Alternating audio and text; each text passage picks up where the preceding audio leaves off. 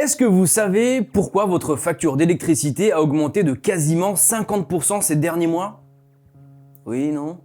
Bon allez, on va regarder ça ensemble.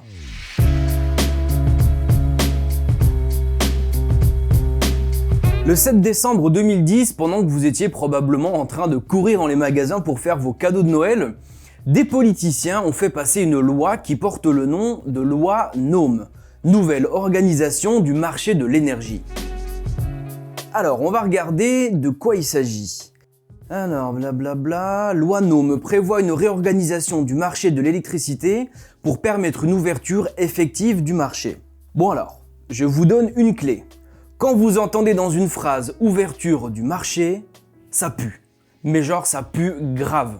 Ça veut dire que des mecs sans scrupules vont débarquer pour gagner des montagnes de fric, et ce fric, c'est le nôtre. Et vous allez voir que c'est ce qui s'est passé avec EDF.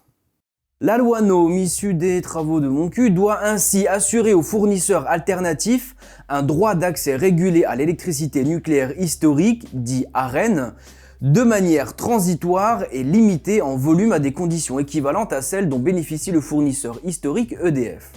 Alors, qu'est-ce qu'elles veulent dire ces jolies petites phrases? Avant la loi NOM de 2010, EDF avait le monopole de l'électricité en France.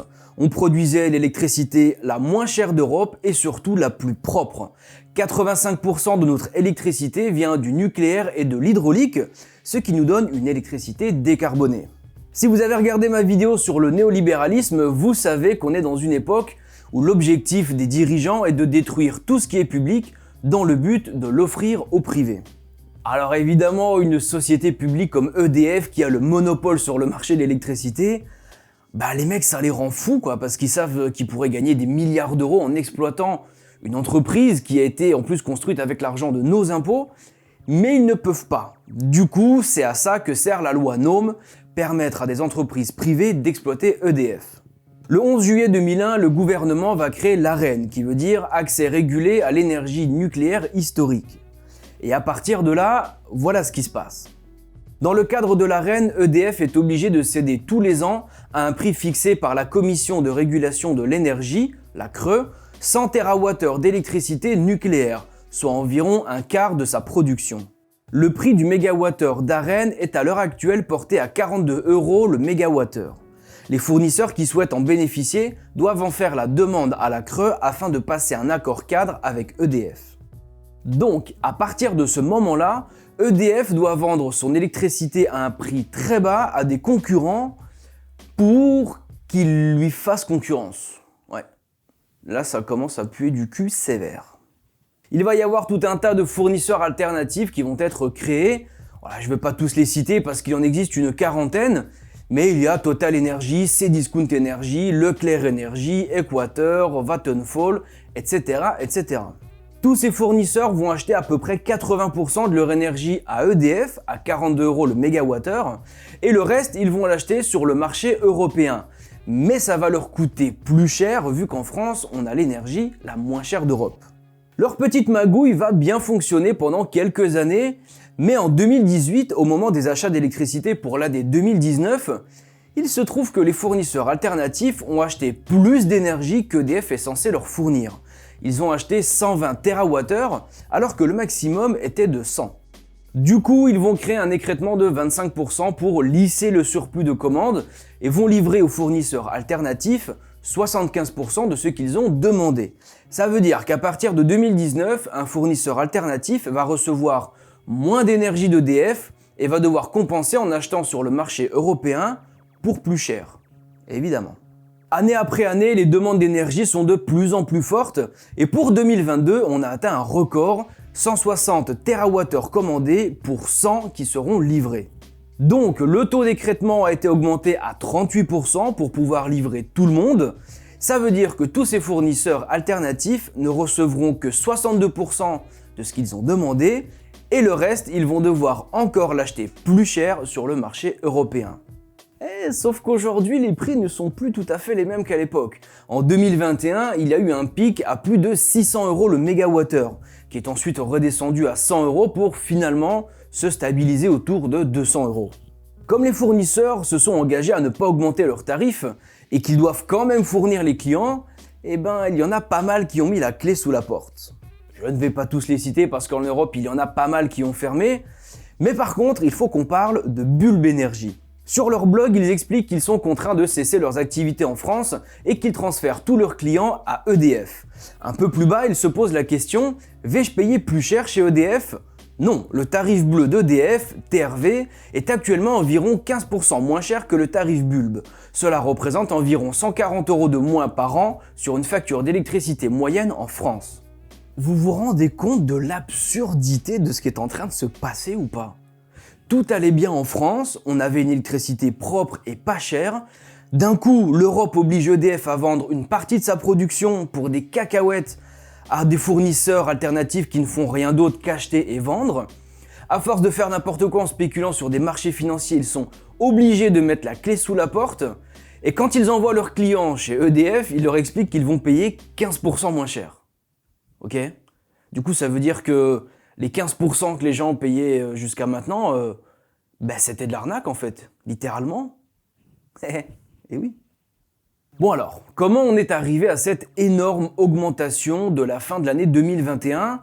Eh bien les fournisseurs qui n'ont pas mis la clé sous la porte ont décidé d'augmenter considérablement leurs tarifs pour pallier à l'augmentation du marché. Mais comme ils s'étaient engagés à ne pas augmenter le prix du kilowattheure, ils ont plutôt choisi d'augmenter le prix des abonnements. C'est comme ça que vous avez certainement vu passer ce genre de courrier. Nous vous rappelons que votre contrat évolue au 1er novembre 2021, blablabla.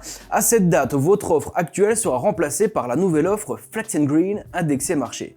Voilà, ils ont indexé le montant de l'abonnement sur le prix du marché, comme ça si le prix du marché augmente, votre facture aussi. Bon alors, avant de passer au chapitre suivant, on va se faire un tout petit résumé. En France, on a l'électricité la moins chère d'Europe et la plus décarbonée.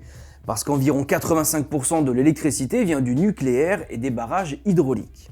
Un jour, l'Europe ultralibérale dans laquelle on se trouve se pointe et dit « Eh oh, c'est inadmissible que EDF ait le monopole sur le marché de l'énergie en France, il faut de la concurrence pour faire baisser les prix. Parce que monopole égale hausse des prix alors que concurrence égale baisse des prix. » EDF est donc forcée de vendre à petit prix l'électricité qu'elle fabrique à des fournisseurs alternatifs qui, eux, ne font rien en fait. Ils ne produisent pas d'énergie, ils ne la distribuent pas, c'est juste des mecs dans des bureaux qui achètent de l'électricité en gros et qui la revendent. Les mecs sont juste des putains de parasites. Les prix de l'énergie flambent sur le marché et la plupart des fournisseurs alternatifs foutent la clé sous la porte. Mais l'Europe nous oblige, j'ai bien dit nous oblige, à avoir de la concurrence. On est donc obligé en France de trouver des solutions pour maintenir en vie les fournisseurs alternatifs et en même temps faire en sorte que la facture des clients n'explose pas trop. Alors, comment Bruno Le Maire et tout ce gouvernement d'escrocs ont-ils procédé ? Eh bien, comme d'habitude, c'est nous qui allons passer à la caisse.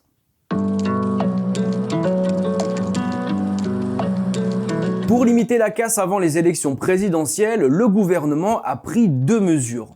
La première, ils ont baissé drastiquement une taxe qui s'appelle la TICFE, la taxe intérieure sur la consommation finale d'électricité. C'est une taxe qui permet de financer la transition énergétique et elle coûte 22,50 € par mégawattheure. Et ils l'ont baissé à 50 centimes par mégawattheure. Comme quoi, baisser une taxe, c'est possible. Le coût de cette baisse est estimé à environ 8 milliards d'euros sur l'année 2022. Deuxième mesure, ils ont augmenté le plafond de l'Arenh. EDF devra fournir 120 TWh au lieu de 100, mais pour adoucir la facture, le prix de ces 20 TWh supplémentaires a été augmenté de 42 à 46,20 €. Le problème, c'est que toute l'électricité qui sera produite en 2022 a déjà été vendue en 2021. Alors comment on fait pour fournir 20 TWh supplémentaires ? Vous n'allez pas me croire. Je vous jure que c'est tellement dingue que vous n'allez pas le croire. EDF doit acheter 20 TWh d'électricité sur le marché européen, donc entre 200 et 300 € maximum le mégawattheure, et va ensuite le vendre aux fournisseurs alternatifs à 46,20 € le mégawattheure. Vous vous rendez compte du truc ou pas ? Bruno Le Maire, pour le compte de l'Europe, oblige EDF à acheter 20 TWh au prix du marché, c'est-à-dire entre 200 et 300 € le mégawattheure, pour ensuite le revendre 46,20 € à des fournisseurs qui ne servent à rien.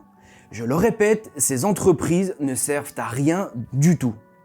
Ils vont pouvoir acheter de l'électricité à 46,20 € le mégawattheure à EDF, alors que sur le marché, il est à plus de 200 €.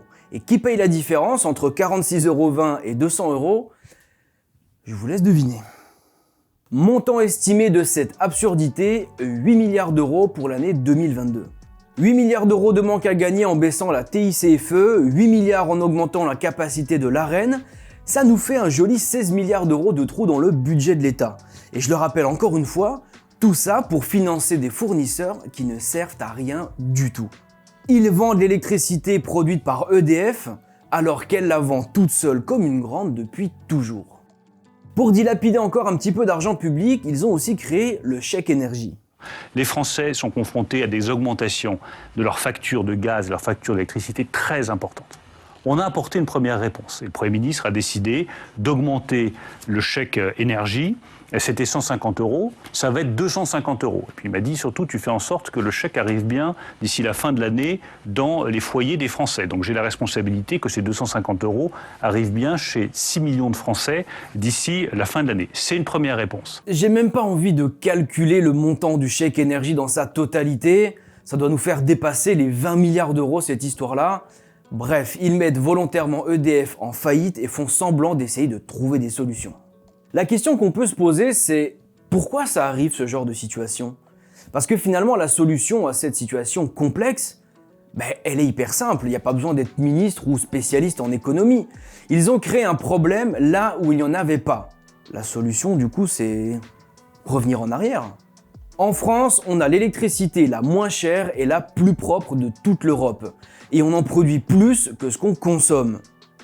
La situation est très bien comme ça. Alors, fin des fournisseurs alternatifs et retour du monopole EDF. Voilà la solution. Alors si c'est aussi simple, pourquoi les mecs ont l'air de se casser la tête pendant des mois pour essayer de trouver une solution? Je pense que la réponse va piquer un peu.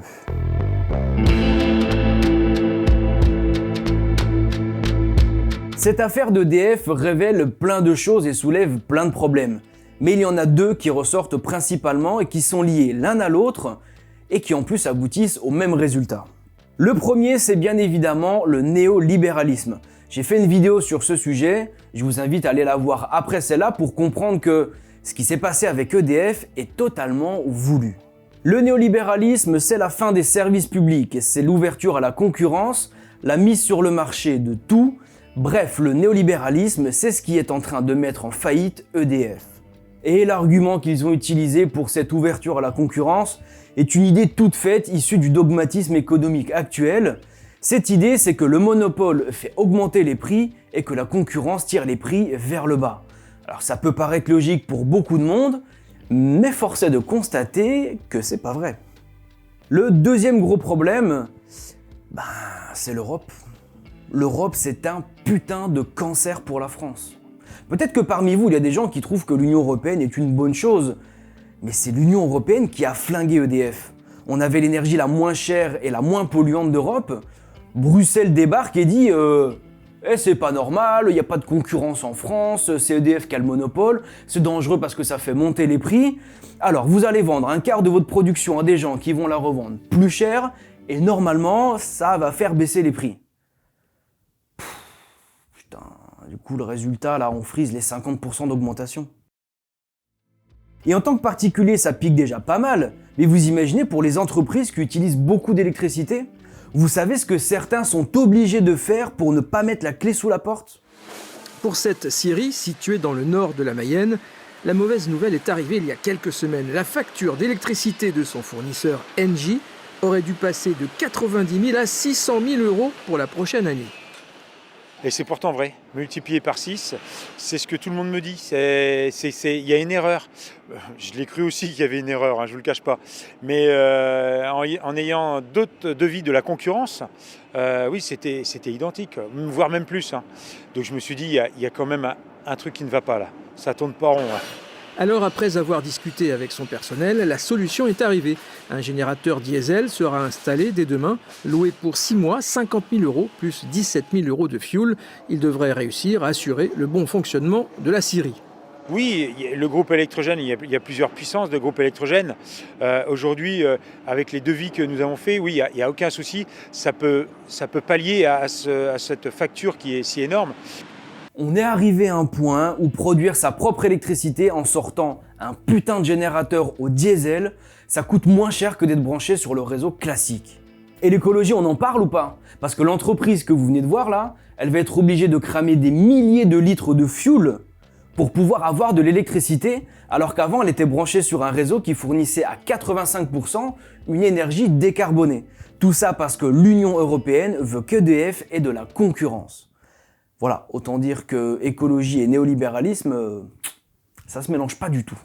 D'ailleurs, s'il y a des gens parmi vous qui sont plus ou moins militants pour l'écologie, arrêtez. Arrêtez, ça ne sert strictement à rien l'écologie. Par contre, vous pouvez faire de l'antilibéralisme ou de l'anticapitalisme, là vous sauverez la planète. Mais je vous souhaite bien du courage. Bref, je ne vais pas m'étendre 3 heures sur l'Europe parce que ça mériterait une vidéo complète, mais il faut bien comprendre que l'Union européenne c'est un projet néolibéral. L'objectif de Bruxelles c'est la privatisation des services publics, c'est tout.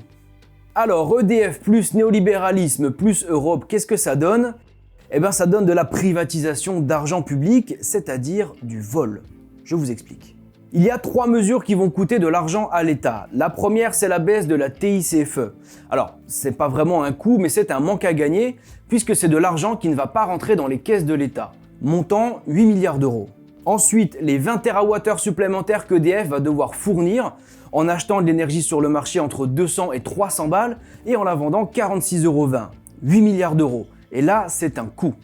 Pour finir, le chèque énergie que l'État va donner à tous les Français. Je n'ai pas trouvé le coût total de ce truc-là, mais j'ai entendu Bruno Le Maire parler d'un chèque de 100 € et d'un autre de 250 € à distribuer dans 6 millions de foyers. Bref, on est sur une fourchette entre 2 et 3 milliards d'euros. Donc, on ne taxe plus 8 milliards d'euros aux fournisseurs alternatifs. On leur fait un cadeau de 8 milliards d'euros en forçant EDF à acheter de l'énergie très chère et en leur revendant des cacahuètes. Et en plus, on privatise entre 2 et 3 milliards d'euros d'impôts avec le chèque énergie. Oui, parce que les aides, ça fait plaisir aux citoyens lambda parce qu'on lui file un petit peu de pognon. Mais en réalité, c'est du vol. Si l'État vous donne un chèque de 100 €, vous allez l'utiliser pour payer votre facture chez Total Energy. Donc, c'est 100 € qui vont passer des caisses de l'État aux poches de Total Energy. Et vous ne faites que la transition entre les deux. C'est donc Total Energy qui prend 100 € de vos impôts. Ouais. Quand on comprend ça, ça pique un peu. C'est pareil pour la prime à la casse et toutes ces aides. C'est un moyen pour des entreprises privées de prendre de l'argent dans les caisses de l'État.